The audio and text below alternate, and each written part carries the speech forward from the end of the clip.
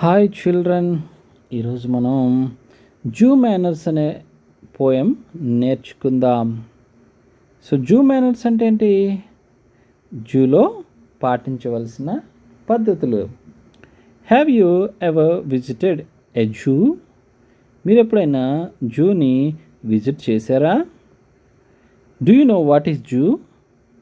Zoo అంటే ఏంటో మీకు తెలుసా? Zoo is a place where animals are presented.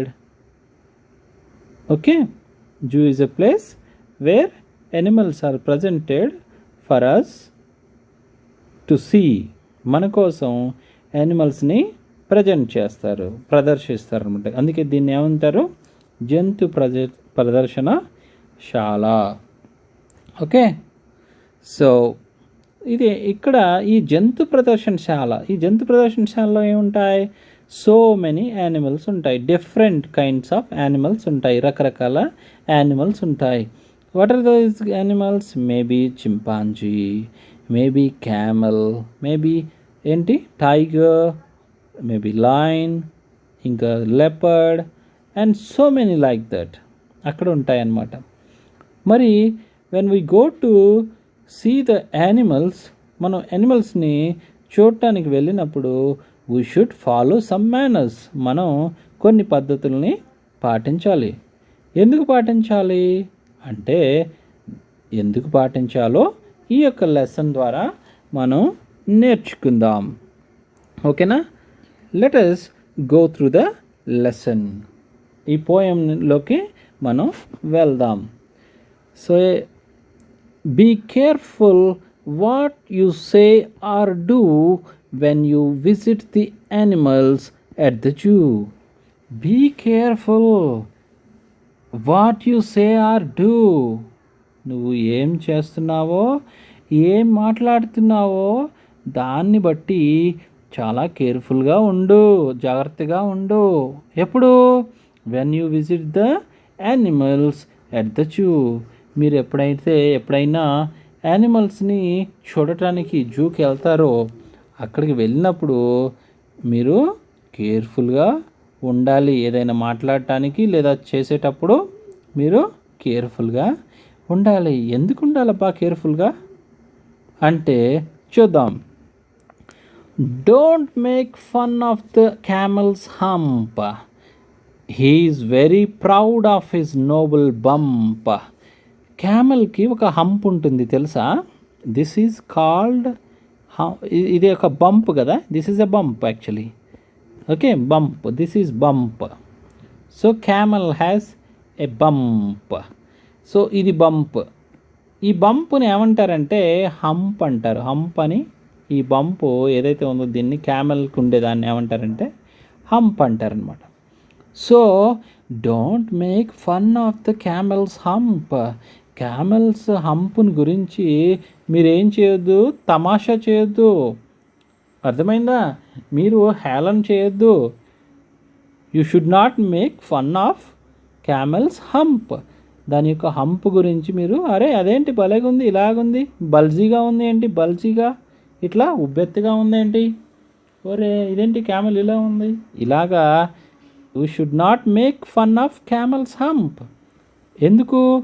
He is very proud of his noble bump. దానికి ఉన్న ఆ బంప్ ఏదైతే ఉందో, ఈ బంప్ ఏదైతే ఉందో, హంప్ అనబడిన బంప్ ఏదైతే ఉందో దాన్ని అది చాలా గ్రేట్గా ఫీల్ అవుతుంది అనమాట. ఈ feels very proud of his noble bump.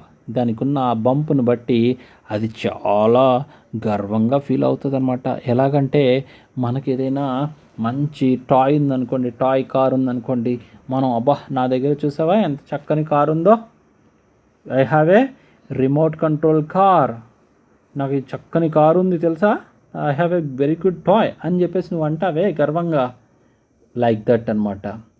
So మరి మనం we should not make fun of camel's hump. మనం కాబట్టి క్యామెల్ హంప్ గురించి మనం అనకూడదంట. So next, don't laugh too much at the chimpanzee. He thinks he is as wise as you are me. Don't laugh too much at the chimpanzee. Chimpanzee దగ్గరికి వెళ్ళినప్పుడు chimpanzee దగ్గర don't laugh too much, బాగా అంటే గొప్పగా పెద్దగా నవ్వద్దు, two మచ్గా నవ్వద్దు. ఎందుకు? He things he's, ఇక్కడ ఇలా హీ ఎస్ రాశారంటే దాని అర్థం ఏంటంటే హీ ఈజ్ అని ఇక్కడ దాని అర్థం అనమాట. అది షార్ట్ ఫామ్ అనమాట. He thinks he is as wise as you are me. అది అనుకుంటుందంట నువ్వు నేను ఎంత తెలివిగల వాళ్ళమో తను కూడా అంతే కలది అని చెప్పేసి అది అనుకుంటుంది. కాబట్టి నువ్వు నవ్వకూడదు. ఏంటి తను నన్ను చూసి నవ్వుతున్నాడు అని చెప్పేసి అది అనుకుంటుందేమో బహుశా. అందుకే అలాగా నవ్వొద్దనమాట. ఒకవేళ నవ్వామనుకో అది కూడా నవ్వుతుంది అనమాట, వెక్కిరిస్తుంది అన్నట్టు. ఒకవేళ నువ్వు ఇంకా నవ్వుతున్నావు అనుకో పరిగెత్తుకొని నీ దగ్గరికి వస్తుంది అనమాట. ఒకవేళ పరిగెత్తుకొని వచ్చినా దానికి ఇలాగా ఏమంటారు కేజ్ అయితే ఉంటుంది, కానీ ఫెన్సింగ్ ఉంటుంది, ఆ ఫెన్సింగ్ లోపలైనా ఉంటుంది. కానీ బట్ మనం we should not laugh too much. Okay,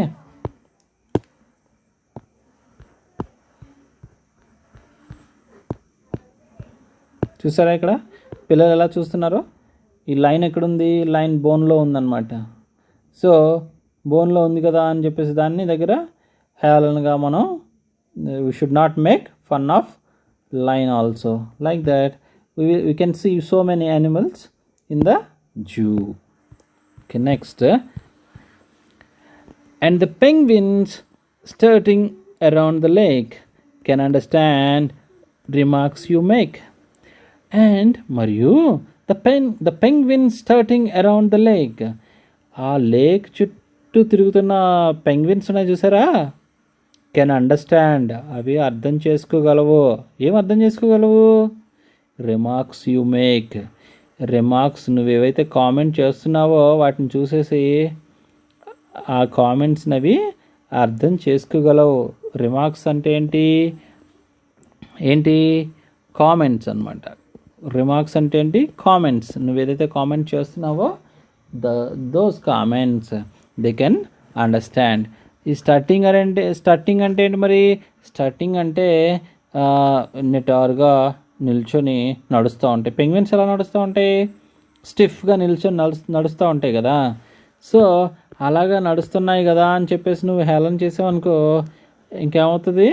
అవి నువ్వేమంటున్నావో వాటికి అర్థమవుద్ది అనమాట. నువ్వు కామెంట్ చేస్తే వాటికి అర్థమవుద్ది. సో ఇక్కడ చూసారా పెంగ్విన్స్ ఎలాగ నిల్చొని ఉన్నాయో? సో ఈ నిల్చొని నడుస్తూ ఉంటాయి, అవి ఇలాగే నడుస్తూ ఉంటాయి కదా. So this is called starting. నించుని అలా నడుస్తూ ఉన్నాయి, నువ్వు వచ్చేసి ఏదో అన్నావు వాటిని. So they can understand. అవి వాటిని ఆ మాటలు నువ్వు అన్న మాటల్ని కామెంట్స్ని అవి అర్థం చేసుకుంటాయి. ఏంటి పెంగ్విన్స్ ఎలా నడుస్తూ ఉన్నాయి అని చెప్పేసి ఒకవేళ నువ్వు అన్నావు అనుకో అవి అర్థం చేసుకుంటాయి అంటున్నాడు అనమాట. కాబట్టి మనం అనొద్దు.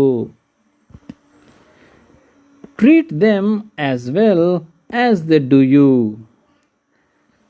Treat them as well as they do you. వాటి దగ్గర మనం ఎలా ప్రవర్తించాలంట? ఎలా ట్రీట్ చేయాలి? వాటిని ఎలాగ ప్రవర్తించాలంటే అవి మన దగ్గర ఎలా ప్రవర్తిస్తాయో మనం కూడా వాటి దగ్గర అలాగే ప్రవర్తించాలి. అవి మన దగ్గర ఎలా ప్రవర్తిస్తాయి పాపం జూలో? అవి చక్కగా వాటి పని అవి చేసుకుంటూ ఉంటాయన్నమాట. సో మన పని మనం కూడా చేసుకుంటూ వెళ్ళాలి. అంటే వాటిని డిస్టర్బ్ చేయకూడదు, చూడాలి, వెళ్ళిపోవాలి. అంతేగాని వాటిని ఇబ్బంది కలిగేలా మనం చేయకూడదు. వాటికి ఫుడ్ అలాంటిది మనం ఇవ్వకూడదు. అర్థమైందా? ఫుడ్ అలాంటిది ఇవ్వకూడదు. ఎందుకు ఇవ్వకూడదు అంటే వాటికి జూలో వాళ్ళు అక్కడ ఫుడ్ పెట్టే వాళ్ళు ఉంటారు, వాళ్ళు చూస్తూ ఉంటారు. They look after those animals. కానీ మనం పెట్టినప్పుడు అది మన మీద అటాక్ చేసే అవకాశం కూడా ఉంటుంది. కాబట్టి మనం పెట్టడం అలాంటిది చేయకూడదు. So treat them as well as they do you. మనం వాటికి చక్కగా వాటిని ఏమంటారు, వాటి దగ్గర ప్రవర్తించాలి. అవి మన దగ్గర ఎలా చక్కగా ప్రవర్తిస్తాయో వాటి పని అవి చేసి కామ్గా ఉంటాయి. చక్కగా మనం కూడా కామ్గా చూడాలి, వెళ్ళిపోవాలి.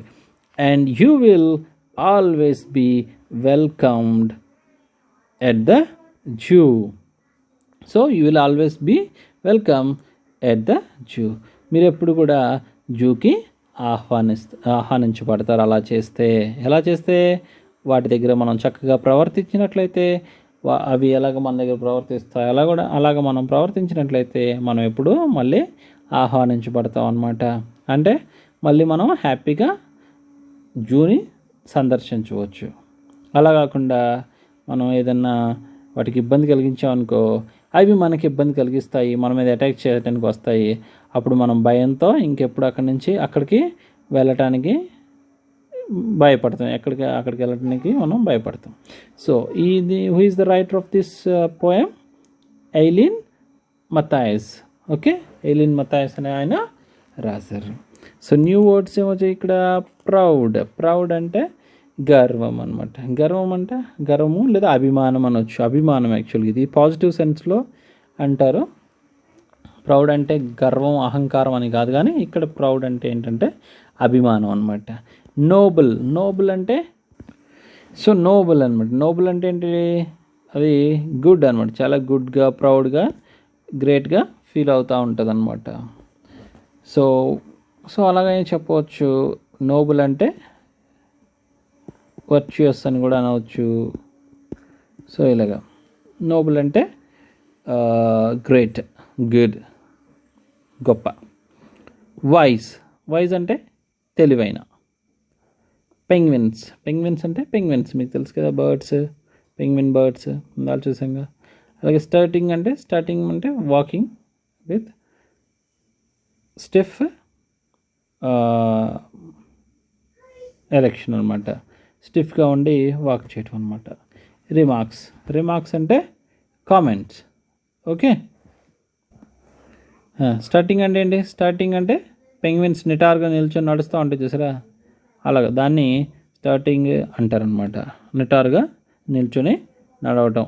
బీ స్ట్రైట్ అంటారు కదా, స్ట్రైట్గా నిల్చో, స్ట్రైట్గా కూర్చో, ఇలాగా అదనమాట. Thank you.